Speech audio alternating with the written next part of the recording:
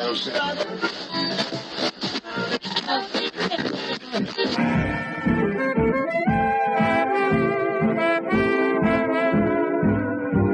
is the Relic Radio Show, old-time radio entertainment still standing the test of time, from relicradio.com.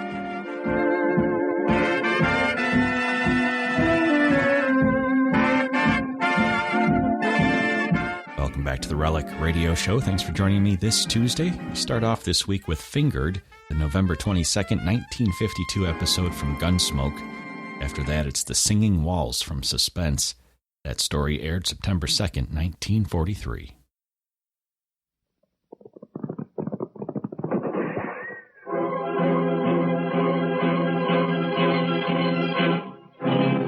Gunsmoke, brought to you tonight by Plymouth, with an invitation for you to visit a Plymouth dealer's tomorrow. Meet the new Plymouth and enter the big $25,000 contest.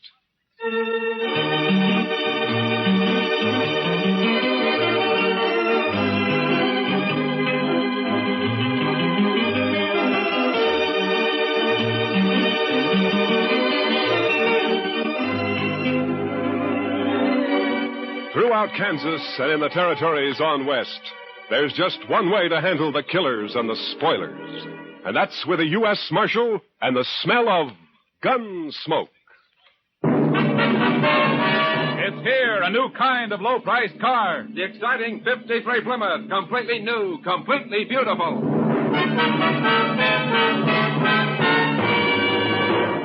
Yes, it's the new Plymouth for 1953. The first truly balanced car in the low-priced field. More glamorous lines, more powerful engine, more luxurious comfort. What a beauty. The new 53 Plymouth is lower to the road with a lot lower look. New color schemes and two-tone color harmonies available in all models. How does she travel? Man, Plymouth puts out the best ride in the business. Smooth as sailing, even in the back seat. And the Plymouth engine's been stepped up to 100 horsepower for pickup with plenty of flash. Visibility? Say, there's a one-piece curved windshield, a new type with no troublesome distortion, and you sit chair height in a Plymouth, so you get the full benefit of Plymouth's new down-sweeping hood. You really see right down in front of your car. Bigger side windows, too, and a huge wraparound rear window, so everyone gets a view as big as all outdoors. The new 53 Plymouth's an exciting car, any way you look at it. A great advance in car value at no advance in price. In fact, 4 new Plymouth models actually cost less than last year. So don't put off seeing it. Meet the new 53 Plymouth at your nearby Plymouth dealers. If you go in tomorrow, you may win one free in the big Meet the New Plymouth contest.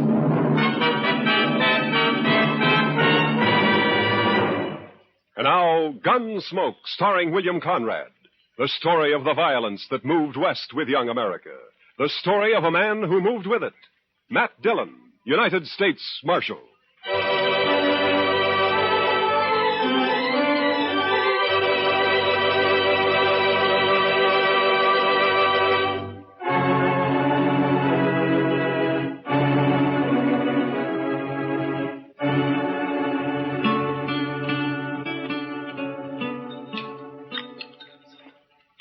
The cook sure must have had a bad night, Mr. Dillon. Well, how do you figure that, Chester?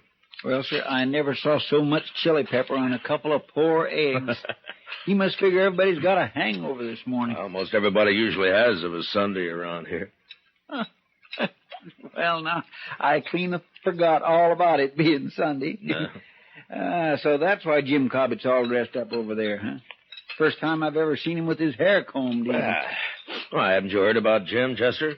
He's going to get married. He's got his wife-to-be coming in on the train from back east today. Jim Cobbett? Yeah. Well, now, what sort of a woman would that be, Mr. Dillon, who'd come clear to Dodge City to marry a fellow like Jim? No, Jim's a good man, Chester. It's just that, well, living out on that homestead of his year after year has made him grow a little off-center, so... Loneliness will do that to a man sometimes. Morning, Marshal. Chester. Morning, Hank. Well, what do you think of that old goat Jim Cobbett getting himself hitched?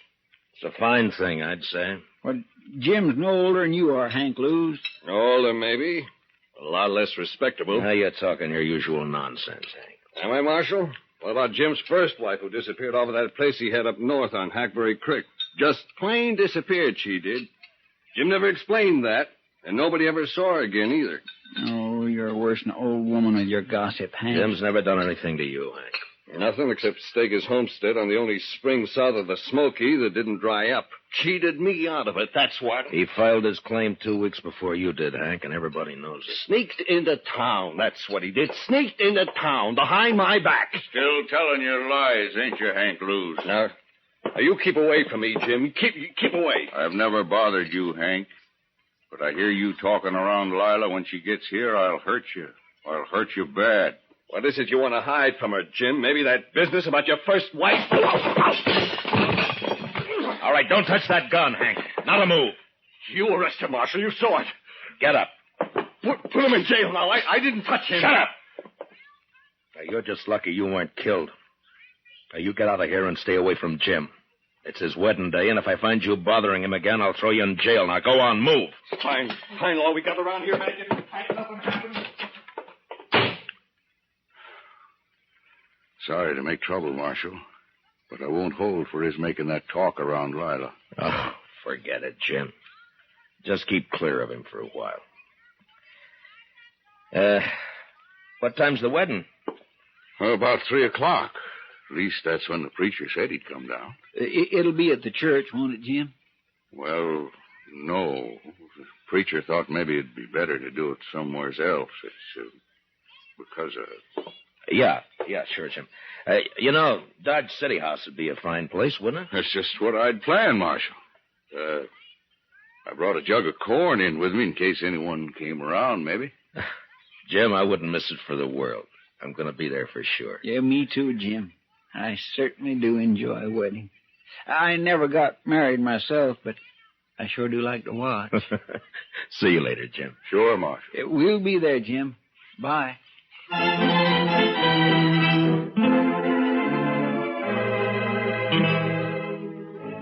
Jim's bride, Lila, turned out to be a handsome, high-strung woman with nervous black eyes and a manner that bespoke a gentle breeding and background. I watched her, and I wondered how she'd ever make out in this crude, raw country she'd chosen to come to. It was never mentioned how she and Jim had got together, but the few friends who gathered for the wedding didn't care. We were all pleased that Jim finally had a wife to break the loneliness that he'd set upon himself for so long. And after the brief ceremony at the Dodge City House, we told him so. Well, it's about time, Jim. If you don't mind my saying so, ma'am, you should have filed on him long ago. Why, yes. I mean, of course. Open the jug on the table there, Si. It's good corn. Well, thank you, Jim. My throat is a mite dusty. Help yourselves to the liquor, boys. Thank you. Well, congratulations, Jim. And Miss Cobbett, my best wishes to you, ma'am. Thank you, Marshal Dillon. Now, you make Jim bring you to town and see us once in a while. He never came in much when he was alone out there. Oh, I'm sure he will, Marshal. I sure hope so, ma'am. Help yourself to the jug there, Chester. Well, thank you, Jim. If I can get it away from Si long enough, I will. You stay in here tonight, Jim? Well, no, Marshal. I brought the wagon on account of Lila here, and it's a slow way of traveling. Take a day and a half at best. But where will we sleep tonight, Jim? Oh, I got some blankets, Lila. We'll be fine. You mean out on the prairie? Well, sure. We'll bed down in the wagon if you're afraid of snakes. Oh, snakes can't get to you if you're in the wagon, man. But what about everything else? Indians. No Indians have been seen around here for months, I know. Oh, no, you're wrong, Jim. A man from Walnut Creek told me he run into some Pawnees a couple of weeks ago. Only about a dozen, though. Pawnees? Well, they didn't bother him, did they, Si? No, they didn't, Marshal. Yeah. You see, Lila? Well, they didn't bother him because he saw him first. He hid himself under a bank in the creek. Are there many Indians around? Oh, no, very few, man. Well, the Army's been after him pretty steady ever since them crows raided the Gillette place. The Indians been making themselves scarce last few months. What happened at the Gillette place? They had a little trouble, that's all, Lila. Little trouble. They killed Bob and rode off with Mrs. Gillette and the child, that's all. Oh, no. Si, why don't you go get yourself another drink, huh? Yeah, well, I was just thinking about doing that. Well, no, I suppose it'll be easier on Mrs. Gillette once she learns to talk Crow, but still, it's a hard life on a white woman suddenly being made a squaw. Oh. The jug's almost empty, Si. You better hurry, huh? By golly, hey, fellers, I got another swatter coming up. Liquor's working on the side, Lila. Don't pay no mind. Jim, is it true what he said about that poor woman? Now, Lila, don't you fret about that. Is it true? I want to know, Jim. Yes. Jim, if you stayed in Dodge City tonight, well, you could start out before dawn tomorrow. Oh, Maybe no, Marshal. Jim thinks it's best we leave tonight. There's nothing to fear, Lila, but if you'd rather stay, we can... No, we'll go, Jim. If you'll excuse me, I'll go change into something more suitable. Goodbye, Marshal. Goodbye, ma'am. We'll see you in Dodge City real soon, I hope. Of course. I'll be down shortly, Jim.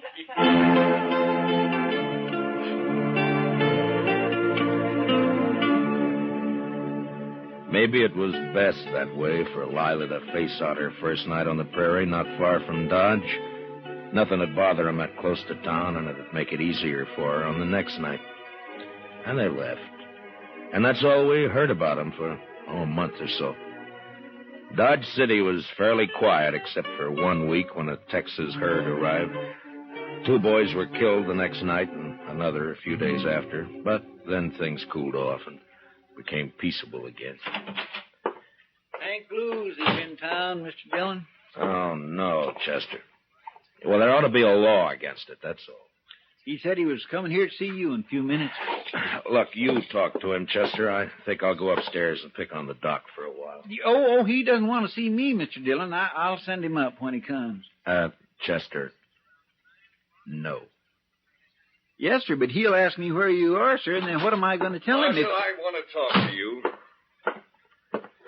Oh, all right, Hank. Go ahead, talk. You think I was lying about Jim Cobbett, don't you? Well, listen to this, Marshal. Lila's disappeared, too. What? I saw it with my own eyes. I mean, I saw she isn't there. What are you talking about, Hank? I'm telling you, Marshal, Lila's gone, just like Jim's first wife up on Hackberry Creek. She's plain disappeared. Well, go on. Well, I got a runty bay mare that's always running off, and I rode by Jim's place to see if he'd seen her. Jim was just sitting there, and he hardly paid me any mind at all. He was all alone, and when I asked him about Lila, he just walked off, wouldn't say a word. Well, maybe she was just out on the prairie somewhere. Then she stayed a long time. I was back next day and still didn't see her. Stock's gone, too. When was this, Hank? About a week ago. Now, Marshal, I think you ought to get out. I do my own thinking, Hank. Well, all right. But you better get out there, Marshal. I've told you now. Yeah, you've told me, and you can forget it. Just stay away from the Cobbett place, you understand? All right, Marshal, I've done my duty. You better do yours. Goodbye, Hank. Well, Goodbye.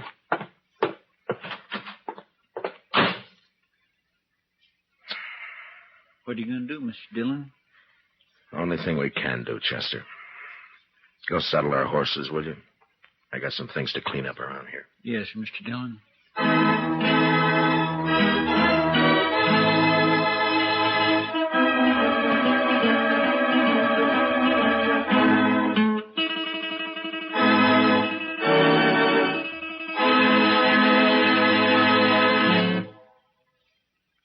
Big doings at all Plymouth dealers. Tomorrow, go in and meet the new Plymouth, the new kind of low-priced car. And enter the big $25,000 Meet the New Plymouth contest. All you do is look her over, compare, ask questions. There'll be people on hand to explain the new body design, new type suspension, new springing, how they combine to give you a ride that's unbelievably smooth. The first truly balanced ride in the low-priced field. Believe me, you'll be enthusiastic. So just transfer that enthusiasm in 50 words or less to a contest entry blank. Tell what you like most about the new, truly balanced Plymouth for 53. That's all there is to it. And you may win a 53 Plymouth or one of hundreds of cash prizes. But entries must be mailed by Monday midnight. So hurry. Get an official entry blank containing all the easy rules tomorrow when you go in to meet the new 53 Plymouth. Now, the second act of Gunsmoke.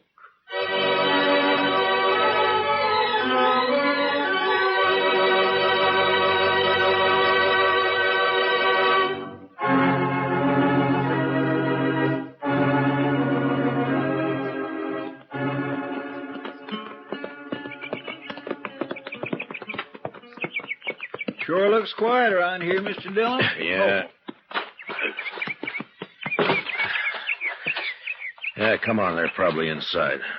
You think Lila's here, don't you, sir? I will soon find out, Chester.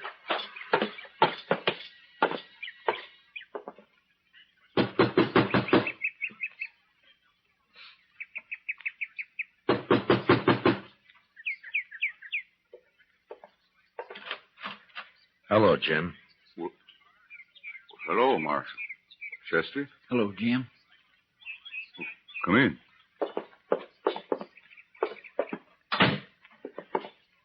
How have you been, Jim? Hank Lewis told you, didn't he, Marshal? Where is she, Jim? Hank Lewis said I killed her, didn't he, Marshal? Oh, now, Jim, you know I don't pay any attention to what Hank Lewis says. Then why'd you come here, Marshal? To help you. If you're in trouble. Lila isn't here. And I'm in trouble, all right. Well, what happened, Jim? Where is she? I don't know. What? Well, Injuns, party of Crows, they took her. They took her. Indians? My goodness. You mean you were raided here? Maybe 10 days ago, a war party, about 12 Crows. Well, what happened? Well, Lila was out there by the spring. It was just getting dark. I was sitting on the floor right there, mending the saddle I'd torn the stirrup off of when I heard her come running up the path out back. All in sweat, yelling. Lila, what is it? Oh, I saw something out there. Oh, Jim. Jim, I think it was an Indian. Come inside. Oh. Get on the floor in the corner there. How many? How many did you see? Oh, just him. I saw his skin behind that little rise. Oh, Jim, don't let him get me. Easy now, Lila. Oh. Oh. Well, I don't see a thing out of this window. Take a look over here. Nothing. Must have heard you yelling. Oh, Jim, what'll we do? Stand them off, that's all. Oh. Wait a minute. There's one. Oh, no. Getting hard to see. Jim, the other side. They'll sneak up on the other side. Might be one behind that log out there. Oh, no. But we'll just wait. Oh. They'll get bolder in the dark. I can pick them off easy. Oh, Jim. Jim, they'll carry me off like they did that other woman. I can't stand it, Jim. Here. Take that 6-year-old. Yes, I will. I will. He won't take you while I'm alive. I promise you that, Lila. Wait a minute. They're down at the corral. Oh, no. They're after our horses. That'll show them. Here he goes. There was one behind that log. Oh, Jim, I can't stand it. They're sneaking up on us. We'll just wait. Let them get in the open. Wait till a little more. Then when they jump and run on us,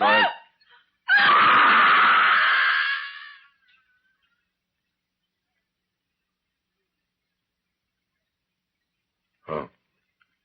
Go on, Jim. What happened then? Yeah. What'd they do when they rushed you? Well, one of them must have got in the window behind me. When Lila screamed, I was knocked out, and when I come to, the Indians was gone. Lila was gone, too. Were you shot, Jim, or what? No. Injun must have got behind me somehow and clubbed me, that's all. Did you try to follow him? How could I, Marshal? They run off. The horses stole them. Yeah, I see. Anyway, I was out a long time. There wasn't a sign of anybody when I come to. Well, they could be in the Rocky Mountains by now. We'd never find them. I'll report this to Colonel Jenkins at Fort Dodge, and he can spread the word through the army post. Thanks, Marshal. I'm sorry, Jim. But I guess that's all I can do for you. Sure, Marshal. Come on, Chester. Let's take a look around outside and then get back to Dodge City. Yes, sir. So long, Jim. I sure am sorry it happened. So long.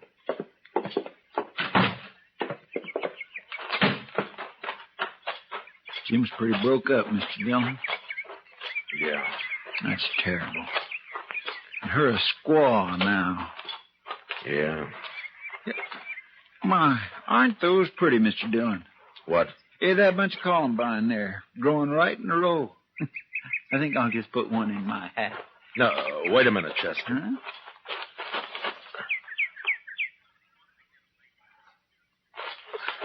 I wouldn't pick them, Chester. They're too pretty to pick, huh? Well, all right, sir. Jim's stock is gone, all right. Mm-hmm.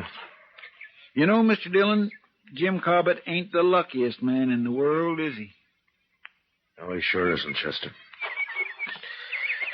Come on, let's get out of here.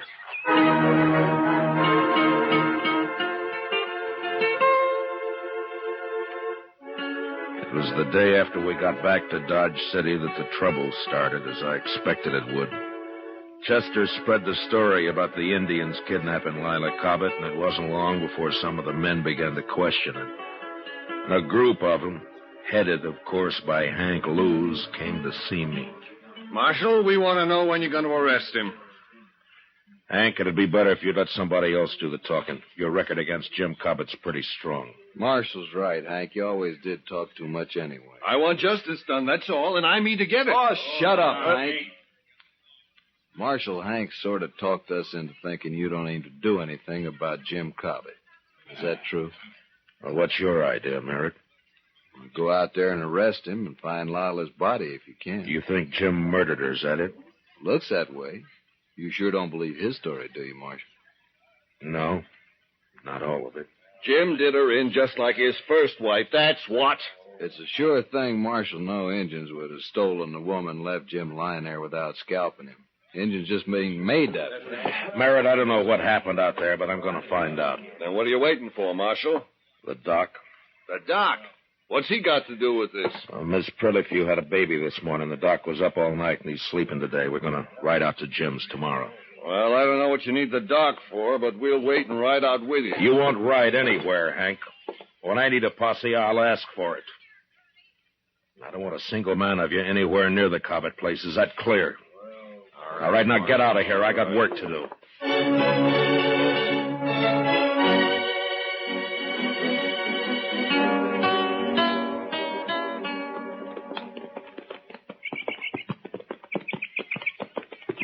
It's a mighty lonely-looking place, Matt. Yeah, indeed. I wonder what Lila Cobbett thought when she first saw it. She must have been mighty fond of Jim to come here at all, seems to me. Yeah. Well, I hope Jim's still there. Isn't that him there? Down by the corral there, isn't it? Oh, yeah. He's got a new horse.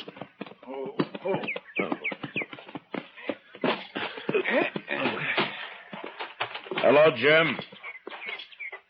What are you doing here, Doc? I had to bring the doc, Jim, to perform a sort of autopsy. Autopsy? On Miss Cobbett. It's necessary, Jim, or I wouldn't do it. Marshal? Now, don't do it, Jim. You wouldn't have a chance. No. Take his gun, Chester. Yes, sir. All right, Jim, let's you and me go on into the house, huh? I don't imagine you want to watch this. Well, where is it, Matt? You want to tell him, Jim? Over there, under that row of columbine. Well, So, that's why you wouldn't let me pick any, Mr. Dillon. I watered the ground a lot to make it hard. It was a good job, Jim. Come on, let's go in the house. Shovel's out back of the corral. I'll get it. Well, all that water and it didn't do any good.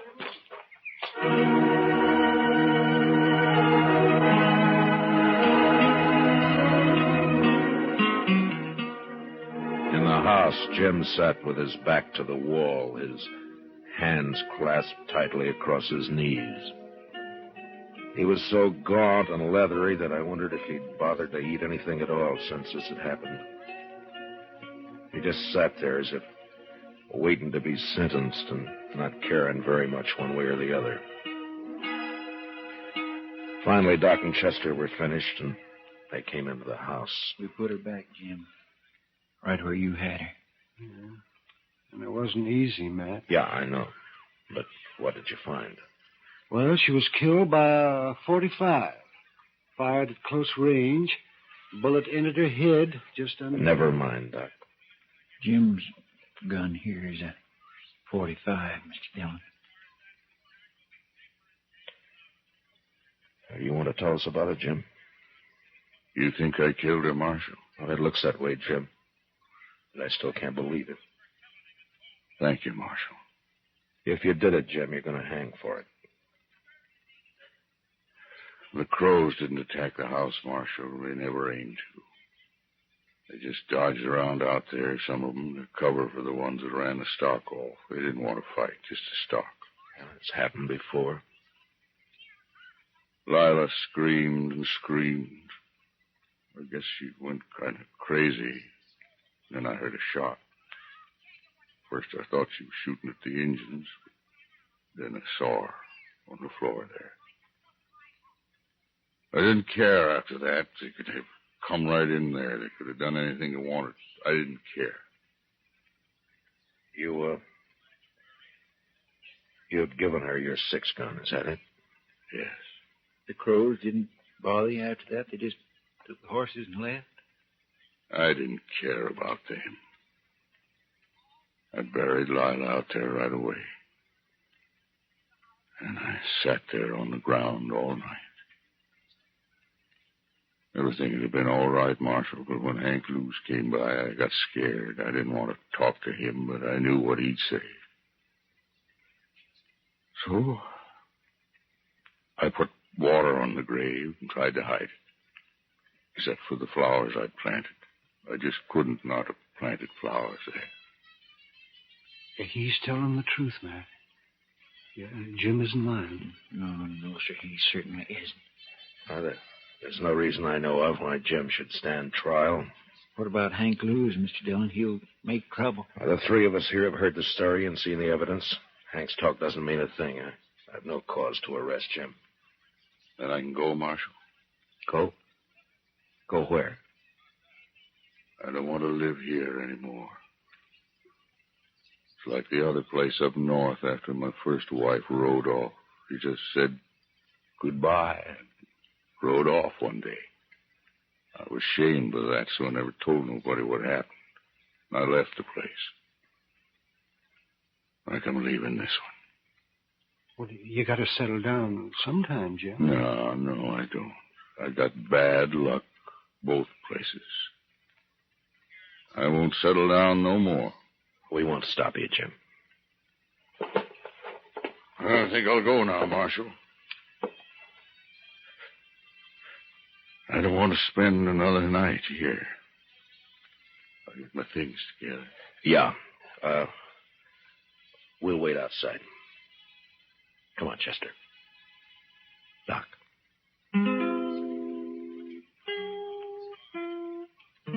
A half hour later, Jim was packed and ready to go. Silently, he shook hands with each one of us and then mounted and rode off.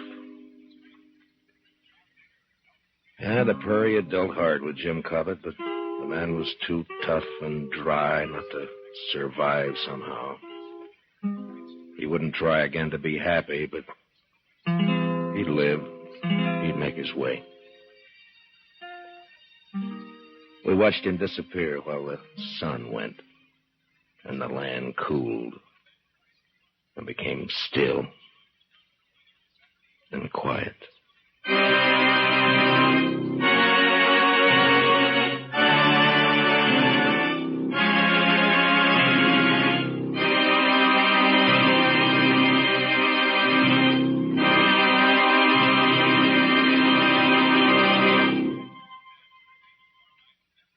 Hey, hurry! The Big Plymouth contest closes Monday midnight. Your last chance to win a new 53 Plymouth free or a big cash prize. Go to your nearby Plymouth dealers tomorrow. Meet the new Plymouth. Look it over stem to stern. Ask questions. Find out all about this new kind of low-priced car. Then, on an official entry blank in 50 words or less, tell what you like most about this great new beauty. But remember, entries must be mailed by Monday midnight, so be sure to visit your Plymouth dealers tomorrow to pick up your contest entry blank and meet the new 53 Plymouth.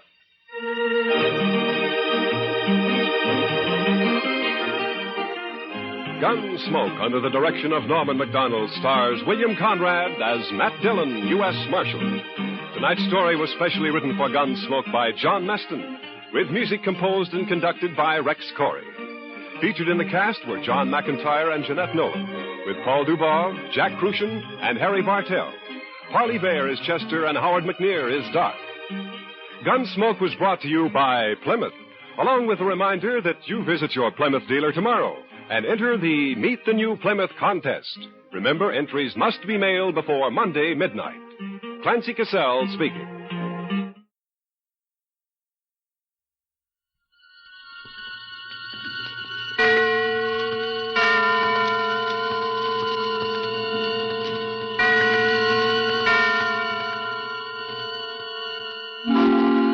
Suspense.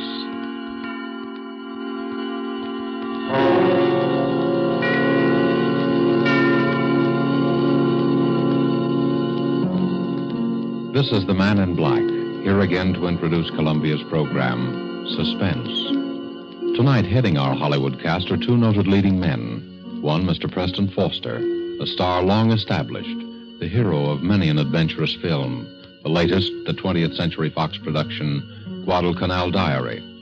The other, Mr. Dane Clark, a newcomer to the screen, whose auspicious debut in Action in the North Atlantic has made him warmly welcome in these parts. Mr. Clark appears tonight as a young man who awoke one morning to find himself in a very serious jam. And Mr. Foster is the San Francisco homicide detective who is willing to help his friend, up to a point. The play called The Singing Walls by Robert L. Richards, adapted from a story by Cornell Woolrich, is tonight's tale of suspense. If you've been with us before, you will know that suspense is compounded of mystery and suspicion and dangerous adventure. In this series are tales calculated to intrigue you, to stir your nerves, to offer you a precarious situation, and then withhold the solution until the last possible moment. And so it is with the performances of Preston Foster as Detective Denny Sullivan and Dane Clark as young Tom Cochran. We again hope to keep you in suspense.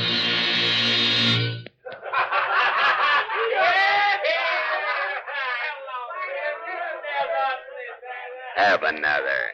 No, drink it all. There's lots more. So a guy named Joe brought you, huh? You come up here from Joe's place?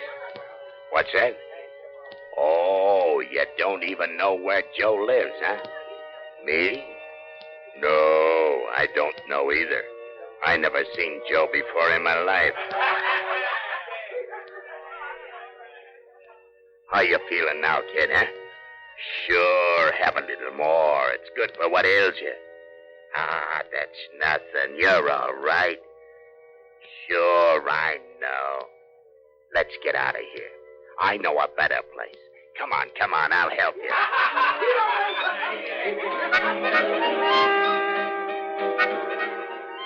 No, that's not a window. It's bricked up. They put a building up right behind this one. That's right. It comes right out of the walls. Singing walls. Yeah. We got hot and cold running water here and singing walls.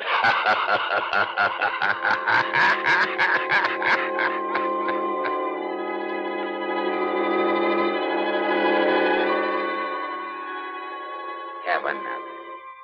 Sure. Bottoms up. That's the idea. Make yourself right at home. Hey, lie down.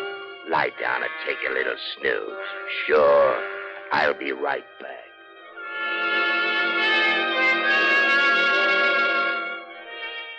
What's the matter? Have a little trouble in here while I was gone? Oh, it's blood. Sure, blood. All over your shirt. Oh, him? Oh, he's all right. Just put him in the closet. Lock the door. Like that, see? Now you put the key right in your pocket so you'll know just where to find it. Don't worry. He'll be all right. No, I'm not going anyplace. I'll be back in just a minute. Here. Have another. Have another. I'll be back in just a minute.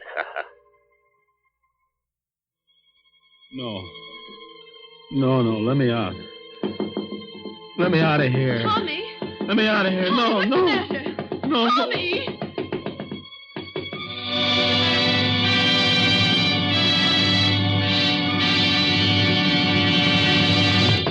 Tom. Tommy. Tommy, wake up. What? What is it? I've been knocking at your door the longest time. You were having a dream or something. Yeah, what time is it? It's way afternoon. You came in pretty late. Did I? Toss me my bathrobe, will you, sis? Don't you know what time you got in? Not exactly. Oh, Tommy. I know it's tough not having a job all these months, and I know you've tried. But this isn't doing you any good. I know, sis, but last night was the first time in a month, and anyway, it was different. I had a few drinks, but it was different. Something happened. What do you mean something happened? Well, it wasn't just the drinks. They were doped or something. Oh, Tommy. No, look, sis, it's not just an alibi. I don't remember where I was or anything, only that just now I seem to be dreaming about it. About what? About last night. I could hear you banging on the door all the time I was dreaming. And then it seemed as though I wasn't dreaming at all, that I was remembering a lot of things. What sort of thing? Well, it was all mixed up. There was a guy with a kind of a frog voice that kept giving me drinks. And I was sort of floating. Then there was a place that music came out of the walls. There was something about blood on my shirt. The key to a closet. Why, Tommy, you're shaking like a leaf. Yeah. It was a pretty scary dream. If it was a dream. What you need is some good hot coffee. Now hurry up and get dressed and come on downstairs. Here, I'll get you out a clean shirt. Yeah, I'd better wear the old one. I've only worn it once. Oh, but it's all messy. Yeah, it does look kind of... Mildred, What? my shirt, give it to me. Now what's the matter? Look, Mildred, that's blood. Well, I guess it is. I know it is, just like it was in the dream. Oh, Tommy, don't be so silly. You must have hurt yourself somewhere. But I didn't. Look, there isn't a scratch on me. Well, then you got in a fight. Maybe. What else could it have been? Well, that's what I'm trying to think. Well, stop thinking and hurry up and get dressed. My goodness, look at the way you threw your clothes around last night. Trousers on the floor. Here. Oh, dear, everything's falling out of the pockets. I'll pick it up. You get dressed. Thanks. You didn't come home with much, did you? Well, I didn't have much to start with. Well, I'll put it all up here on the bureau. 25 cents in change and your keys. Now, hurry. What'd you say? I said hurry. No. Before that, what'd you say? I said I put your change and your keys up in the bureau. Keys? Yes. Mildred, I only have one key. Well, there are two there now. I know. Let me see them. Here. One's the key to the front door. Yeah, but the other one. Doesn't belong to any door in this house. It's the key to the closet. What closet? Last night it wasn't a dream. Tommy, what are you talking about? Mildred, you better call Denny right away. But he's on duty. I know, but get him over here right away. Tommy, what is it? Last night, I think I killed a man.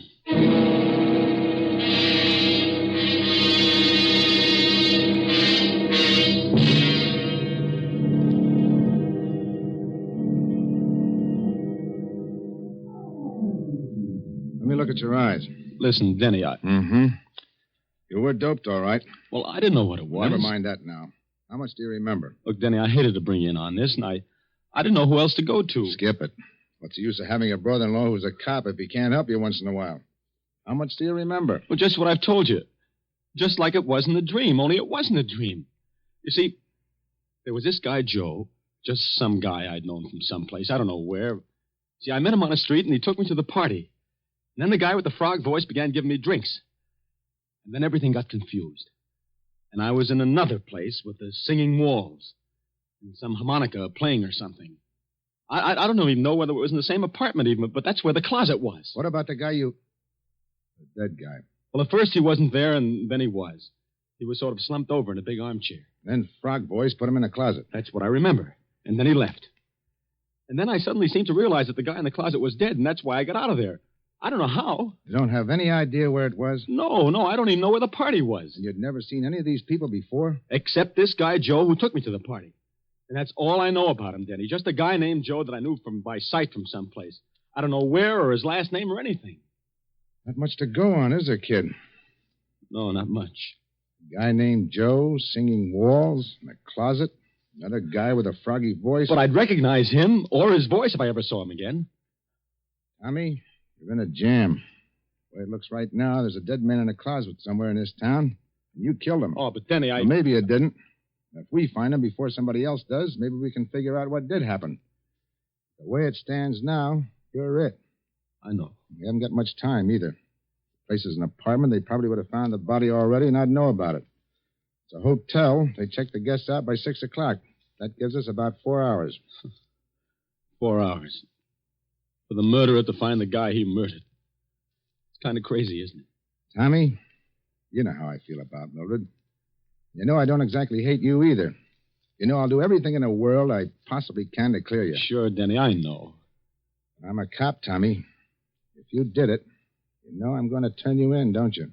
Sure. I know that, too. Okay, kid. Now, let's start from the beginning. What about this Joe? I don't know anything about him. You know his name. You know his face. Think, Tommy. Think. I'm trying to. If I could only remember. If I could only remember.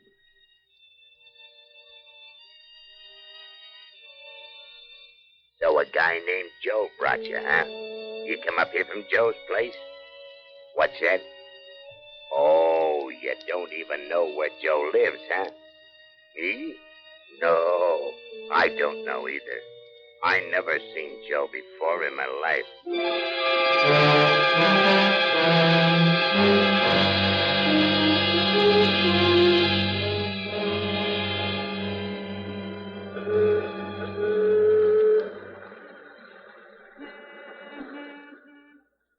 You still don't get it, Tommy? No, I don't. You told me where Joe is. I have? Sure. You see the sign over that saloon? Yeah, it's Joe's place. But how do you know that? Tommy, you were playing with bad boys last night. And this is where bad boys hang out, among other places. It's got a name. It's run by a guy named Joe. He minds his own business, as far as we know, but his customers don't. So? It all clicked when I remembered you said the guy with the frog voice asked you if you came up there from Joe's place. He didn't mean where Joe lived or anything. He meant this place.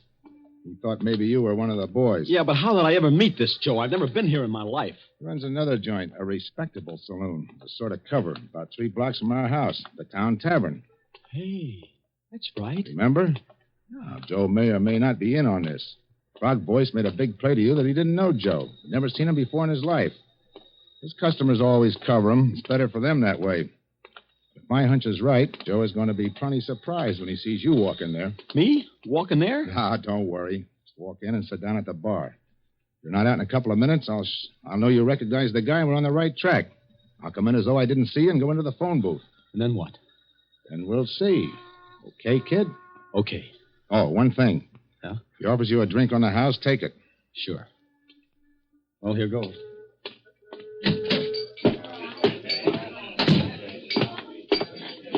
What a be, Mac? Here. Well, we got some. It doesn't matter. Suit yourself. Well, what do you know? Tell me. Hiya, Joe. Hey, what are you doing down in this part of town, kid? Oh, I had to come down to see a guy. I didn't know you had this place. Oh, just a little sideline. It's where I first started, you know. Sure, I know. One beer, that'll be 10 cents. Hey, no, none of that. You gotta have one on me, kid. A real drink. What'll you have? Well, Scotch? Okay.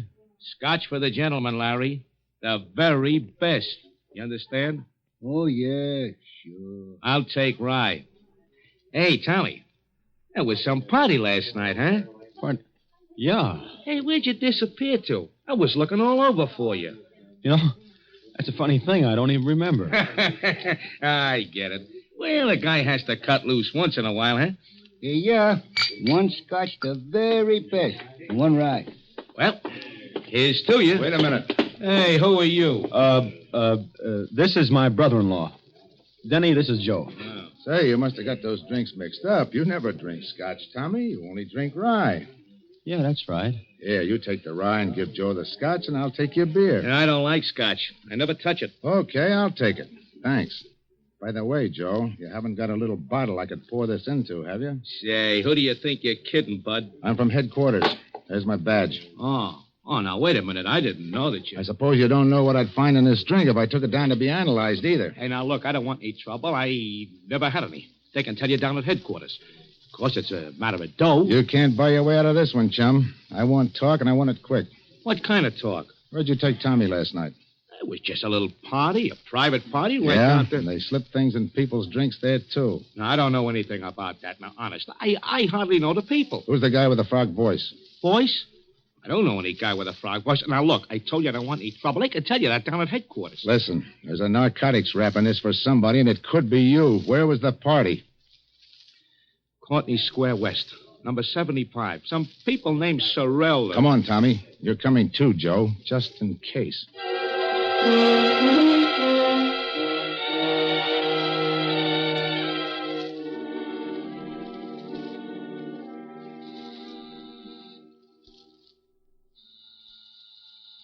Sorrell, A.J. Does this look like the place, Tommy? Looks like it. Could be.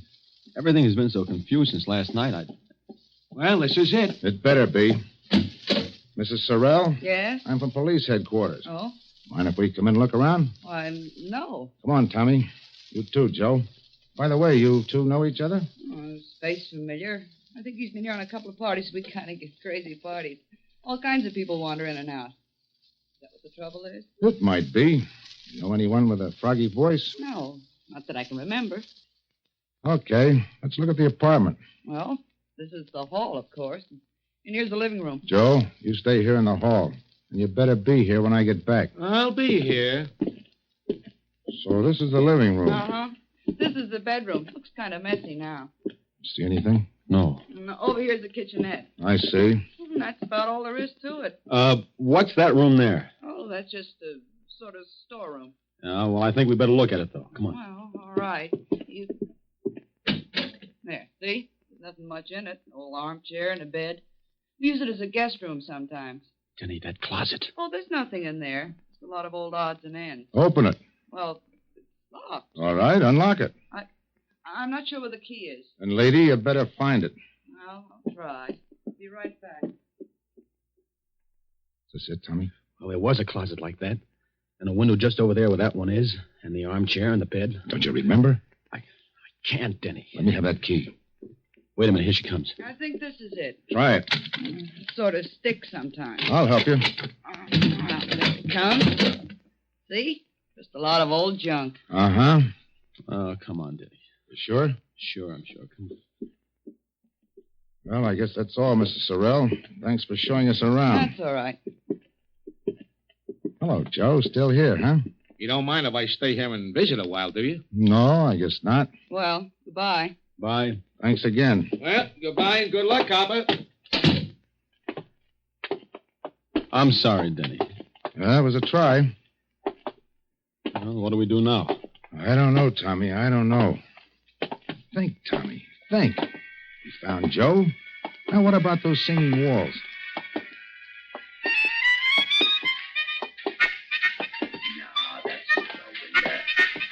That's right. It comes right out of the walls. We got hot and cold running water here and singing walls.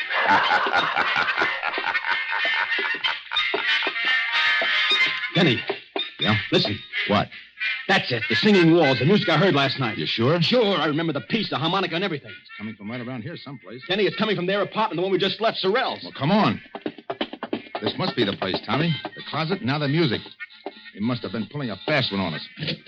Well? All right, quit stalling. Come on, Tommy. Stalling? You heard me. You two brushed us off pretty slick, didn't you? Hey, now listen, I told you I don't know anything about this, but if you... Where's the music coming from? Well, from the radio. The radio? Yes, I turned it on in the kitchen just now while I started to fix dinner. It's a little portable. Here, see? Okay. I don't get it. What did you mean by... Skip it. Well, Tommy, here we go again. I don't care. That was the music I heard. And that's the same number, and it sounds like the same band. Hey, wait a minute. Now what? Where's your phone? On the desk. Tommy, look and see what station that's coming over. All right. WBTA. It's a local station. Thanks. Hello? Operator? Get me station WBTA. A radio station. I don't know what the number is. Just get it. This is a police call. Thanks. May be wrong, Tommy, but I got a hunch. Hello, WBTA? What's that band you've got on now? I don't care if it's an electrical transcription or a Mickey Mouse cartoon. What's the guy's name? What? Turn off that radio.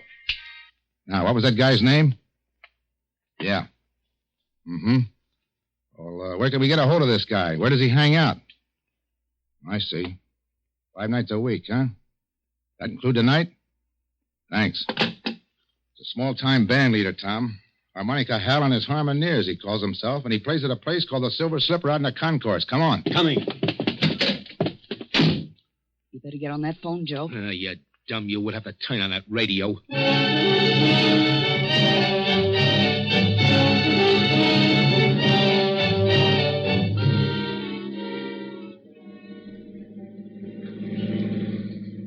There's a Silver Slipper right over there. Okay, let us out here. Right. Here you are. Thank you, sir.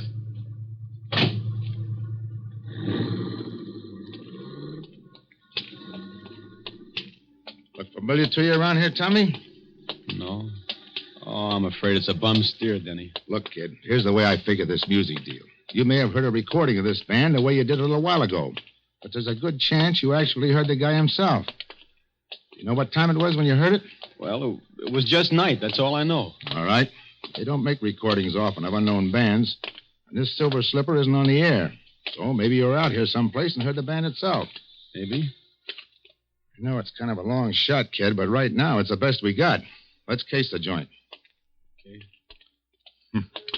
Don't look like there were any rooms with closets in the Silver Slipper. Say, what about that crummy-looking hotel next to it? Yeah, I was just thinking. If you were in a room with a closet and all that, and you really did hear this band, that hotel's the only place you could have been. Oh, I wish I could remember something. The shape you were in, you probably signed your own name, too. Come on. By the way, what time you got? 10 to 6. 10 to 6. Deadline's pretty close, kid. Yeah. This better be right. What a dump. I could only remember. Well, there's the clerk. We'll see. Say, you got a guy named Tom Cochran here? Tom Cochran? I don't know. It's all right. We're friends of his. Let's see. When did he register? Last night. Sure, here it is. Tom Cochran and Ben Doyle, room 209. I don't think they're in now. No? No. I've been ringing them to see if they were going to check out by 6.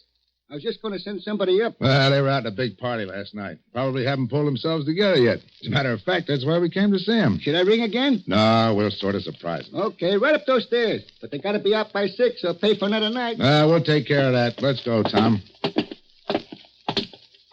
Denny, did you see that handwriting on the register? Yeah. It was mine, all right. This is it, Tommy. One way or another. Yeah. Here's 209.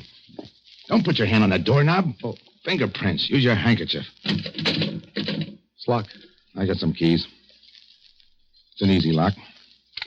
Here we go, kid. Denny, this is it. Close that door. Yeah. There's a closet. Give me the key. Here, you better hold my gun on that door just in case. All right. Denny, look out! He was just falling. He's dead. Oh. Gee, this is awful. You remember now? Yeah. But I can't put it together. Let's have a look. Oh. Stabbed. Here's his driver's license. Benjamin Doyle. Oh. Give me it. Hello? Oh, yeah, we found him, all right. No, they're going to keep the room for another night. No. There's not a thing we want. We're in for it now, kid. Denny, look on the floor over there. Clasp knife, covered with blood. That's what did it, all right? Yeah. Hey. Yeah, I know. It's mine. Tommy, why didn't you tell me? Honest, Denny, I didn't even know I'd lost it until I just saw it there now. Fingerprints all over it. It's clear as though they'd been made in sealing wax. Right-handed, aren't you, Tommy? Yeah, right-handed. Let me see your right hand. Doesn't take an expert to read these. Those prints are yours, all right, kid. Yeah, I guess they are. And you still don't remember? Honest, Denny, I don't. Can you think of any other explanation? No. There's the guy with the frog voice, but I must have just dreamed them up. I don't know. Well, kid, I guess this is it. You did all you could, Denny. Don't feel bad. You can plead insanity or something. Maybe we can prove you were doped. Maybe. You better call headquarters, Denny. Let's get it over. All right. So where are you going? I don't want to phone from here. The clerk will listen in. It's no use getting all the wolves on us before we have to. Aren't you afraid that I'll... No. I won't. I'll just have him send a detective car. You won't have to go in the wagon. Thanks. Better let me have my gun. Sure. I'll be back. Lie down for a couple of minutes. You look kind of sick. I am. Oh.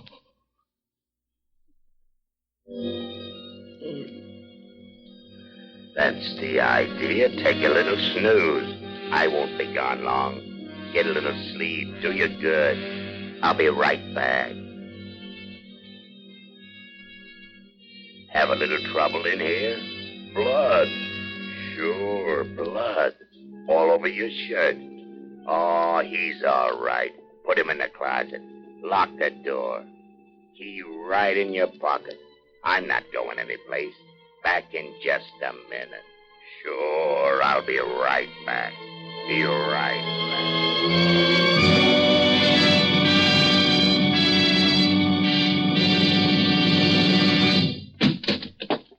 Here he is. You? Yeah, me. Hey, what are you going to do with him, Froggy? Get him in the other room until his copper friend misses him and starts looking. Now, listen, I don't want to be in anything like this. Shut up. You're in it up to your neck. Come on, you. Get up. Okay. Get going. Up the hall here. Open the other door, Joe. Sure. Get in there.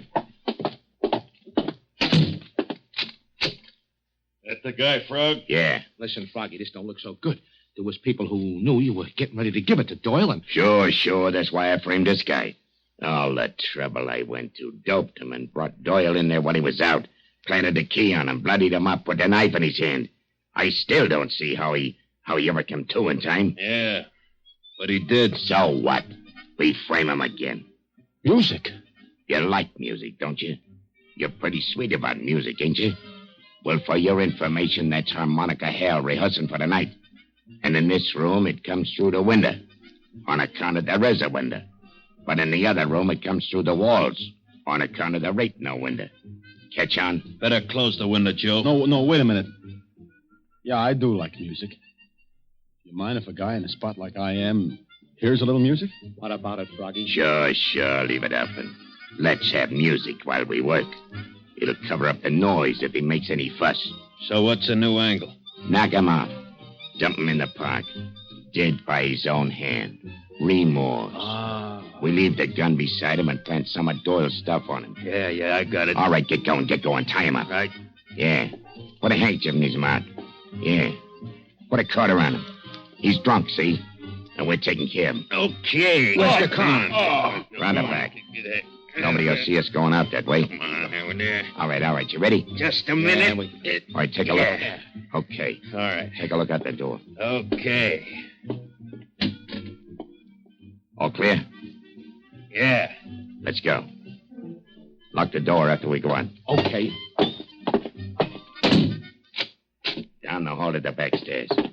Hey, what the... All right, drop those guns and cover him, you guys. I got it. What is this? You'll find out, Graziani. Get that gag out of the guy's mouth and untie him, Mike. Sure.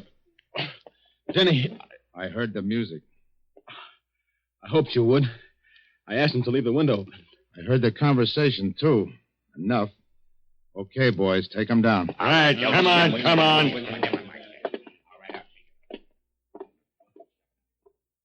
Say, who are those guys? Graziani's a mobster. Doyle was one of his boys who double-crossed him.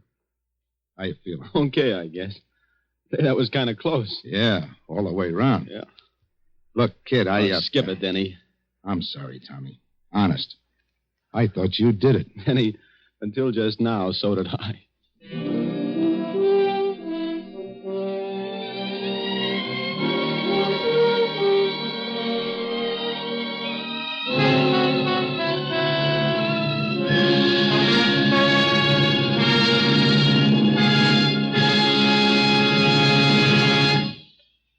And so closes The Singing Walls, starring Preston Foster with Dane Clark. Tonight's tale of suspense. This is your narrator, the Man in Black, who conveys to you Columbia's invitation to spend this half hour in suspense with us again next week at this same time, when Miss Lillian Gish and Mr. Otto Kruger will star in the suspense play, Marry for Murder. The producer of these broadcasts is William Spear, who, with Ted Bliss, the director, Bernard Herrmann and Lucien Marowik, conductor and composer, and Robert L. Richards, the radio author, collaborated on tonight's Suspense. This is CBS, the Columbia Broadcasting System.